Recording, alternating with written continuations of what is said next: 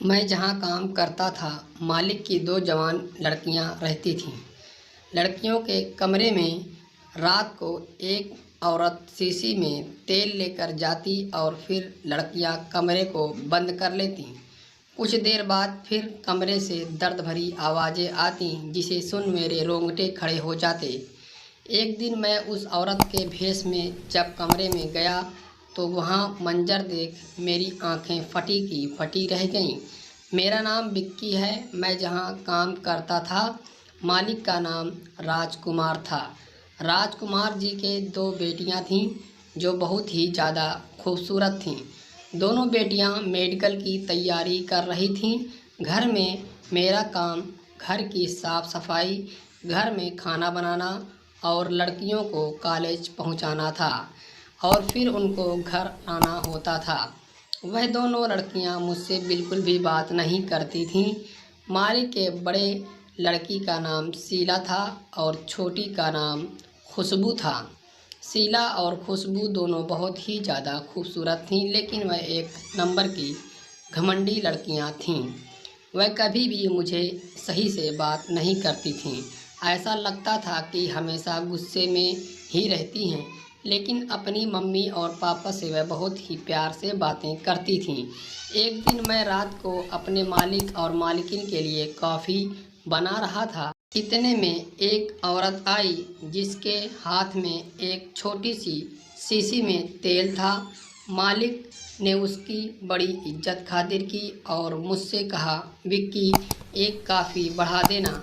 मैंने उस औरत के लिए भी कॉफ़ी बनाई। मालिक, मालकिन और औरत तीनों ने मिलकर कॉफ़ी पी और फिर वह औरत शीला और खुशबू के कमरे में चली गई और दोनों ने दरवाज़ा बंद कर लिया। मालिक और मालकिन भी अपने अपने कमरे में चले गए। मैं भी अपने काम निपटा कर सोने वाला था कि मुझे शीला और खुशबू के कमरे से कुछ दर्द भरी आवाज़ सुनाई दी। तो मैंने तुरंत जाकर मालकिन को बताया तो मालकिन ने कहा, विक्की, जाकर चुपचाप सो जाओ, कोई बात नहीं है। मुझे समझ में नहीं आ रहा था कि कमरे से ऐसी आवाज़ आ रही थी और मालकिन कह रही थी कि जाकर सो जाओ। कुछ देर बाद आवाज़ आनी बंद हो गई और फिर मैं जाकर अपने कमरे में सो गया। सुबह औरत कमरे से बाहर निकली और अपने घर चली गई। उसके बाद मैंने जाकर मालिक से कहा कि साहब, रात को जब मैं सोने जा रहा था तो शीला और खुशबू के कमरे से कुछ आवाज़ें आ रही थी। ऐसा लग रहा था जैसे उन्हें कोई परेशान कर रहा हो। यह बात मैंने मालकिन से कही तो मालकिन ने ध्यान नहीं दिया और मुझे कहा, जाकर सो जाइए, और शायद आप सो चुके थे इसलिए मैंने आपसे नहीं कहा और अब कह रहा हूँ। तो मालिक ने मुझे डांट दिया और कहा, देखो, तुम घर के नौकर हो और अपना काम करो। मैं कुछ नहीं समझा। मैंने कहा, ठीक है। इसका मतलब यह था कि मालिक और मालकिन कोई राज जो मुझसे छुपा रहे थे। मैंने भी सोच लिया था कि मैं इस राज के बारे में ज़रूर पता लगाऊंगा कि आखिर वह औरत कौन है जो हाथ में तेल लेकर शीला और खुशबू के कमरे में जाती है तो अजीब अजीब आवाज़ें आती हैं और तीनों मिलकर कमरे में क्या करती हैं।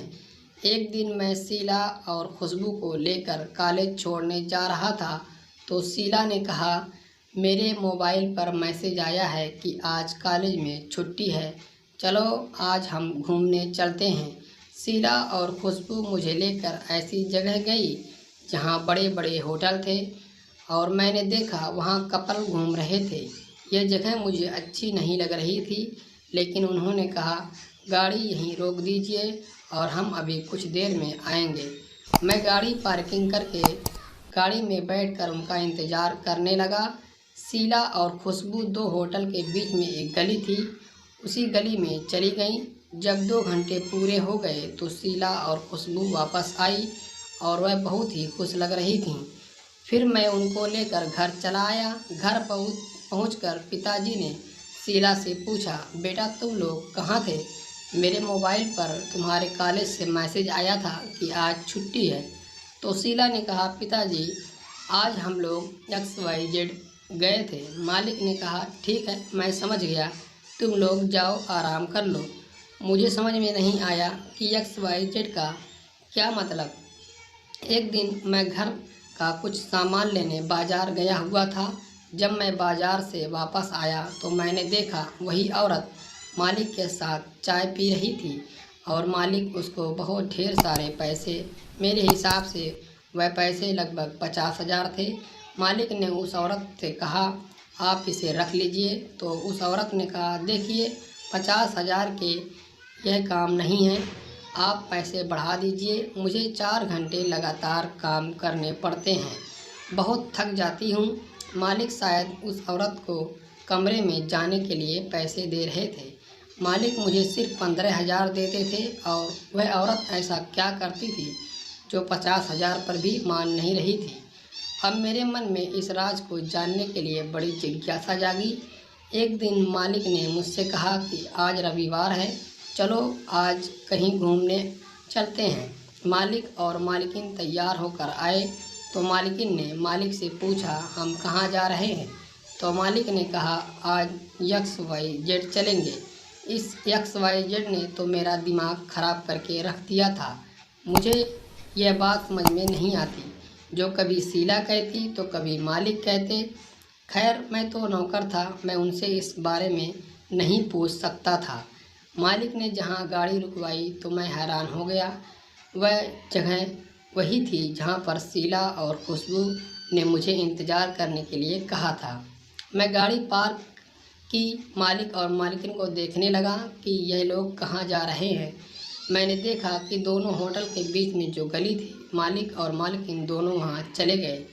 इससे पहले शीला और खुशबू भी उसी गली में गए थे। उस गली में क्या था मुझे नहीं मालूम। पूरे 1 घंटे बाद मालिक और मालिकिन वापस आए और बहुत खुश लग रहे थे।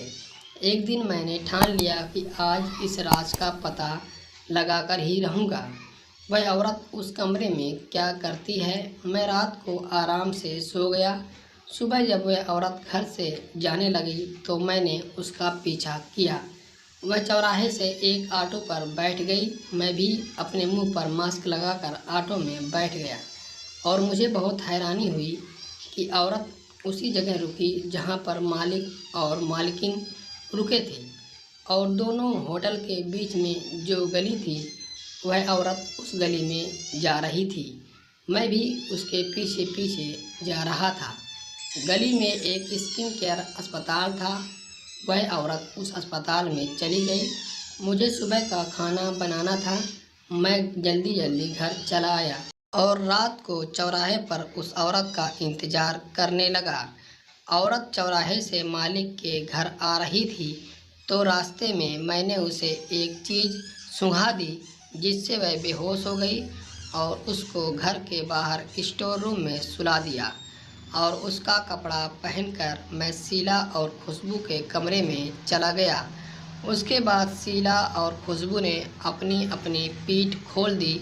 मैंने जैसे ही देखा तो मेरा दिमाग घूम गया क्योंकि शीला और खुशबू के पीठ पर बड़े बड़े फोड़े थे और वह बिल्कुल लाल थे। तो शीला ने कहा, जल्दी तेल लगाओ। मैं तेल दोनों हाथों से दोनों के पीठ पर लगाने लगा तो उनको बहुत दर्द हो रहा था। लगातार 4 घंटे तेल लगाने के बाद उनको आराम मिला। तो शीला ने कहा, मैं जानती हूँ तुम कौन हो, तुम विक्की हो, तुम हमारा राज जानना चाहते थे ना, तो आज जान गए। और एक राज मैं तुमको बताती हूँ, वह जो औरत आती है कोई मामूली औरत नहीं है, बहुत बड़ी डॉक्टर है और यह तेल हमें 3 महीने लगातार लगाना है, तब जाकर हम इन फोड़ों से छुटकारा पाएंगे। और हाँ, XYZ का मतलब स्किन केयर अस्पताल है जहाँ हम दवाई लेने जाते हैं। तुम हमारी बीमारी के बारे में किसी को मत बताना, नहीं तो पिताजी से कहकर तुम्हें नौकरी से निकलवा देंगे। फिर शीला ने मुझसे कहा, वह डॉक्टर कहाँ है। तो मैंने कहा कि मैं उन्हें बेहोश कर स्टोर रूम में सुला दिया है। तो शीला और खुशबू डॉक्टर को लेकर अपने कमरे में आईं और उस औरत को उसके बिस्तर पर सुला दिया। दोस्तों, कहानी कैसी लगी हमें कमेंट बॉक्स में ज़रूर बताएं। कहानी को लाइक और चैनल को सब्सक्राइब करना ना भूलें।